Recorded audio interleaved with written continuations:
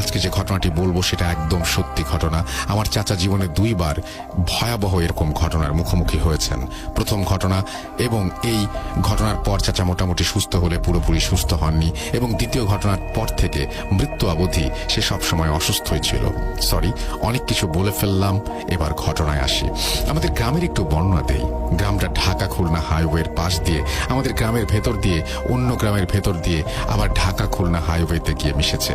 গ্রামের মেইন রোডের সাথে মসজিদের পাশ দিয়ে আরেকটা ফাঁকা মাঠের পাশ দিয়ে ধুধু প্রান্তরের মাঝখান দিয়ে পাশের অন্য গ্রামে গিয়ে মিশেছে। তখনকার গ্রামের রাস্তা ছিল কাঁচা, বৃষ্টির দিনে কাদা জমত রাস্তায়।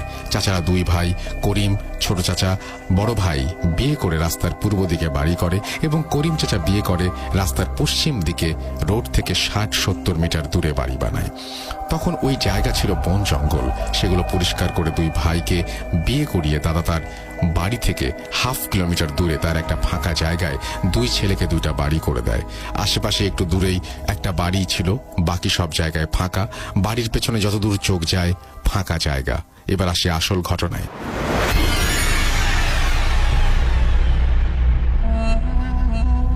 চাচার বয়স তখন 20-25। চাচা কৃষিকাজ করত। যেমন ছিল শক্তি তেমন ছিল সাহস। ভয় বা ডর কোনোটাই ছিল না।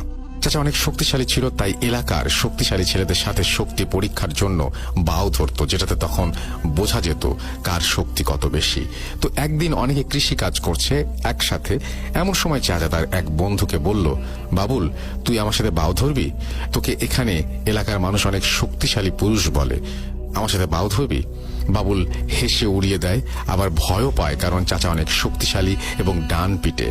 যদি শক্তিতে একান্ত নাও পারে, তাও দেখা গেল চাচা তাকে মারধর করলো, এই ভয়ে সে প্রথমে রাজি হয়নি। পরে চাচার অনেক জোরাজুরিতে বাবুল একসময় রাজি হয়ে যায় এবং চাচাকে বলে, কাল ভোরে কাজে যাওয়ার আগে তোর সাথে বাউ ধরবো। বাবুলও রাজি হয়ে যায়। যেখানে তারা কাজ করছিল ওইখানে ছিল একটা বড় পুরনো তাল গাছ। তো যেই কথা সেই কাজ। ওই দিন কাজ সেরে বাড়িতে চলে গেল তারা। চাচার নতুন বিয়ে হয়েছে। চাচা একটু নিচু জায়গায় পাশ থেকে মাটি কেটে উঁচু করে সেখানে বাড়ি করেছে, এবং সেখান থেকে মাটি কেটেছে, যেটা একটা বড় পুকুরে পরিণত হয়েছে। সেই পুকুরে চাচা চাচি সহ আশেপাশের লোকজন গোসল করত। পুকুরটা ছিল বাসার সামনে উঠান, এবং উঠান ঘেঁষে সেই পুকুরের অবস্থান। সময়টা ছিল বৃষ্টির সময়।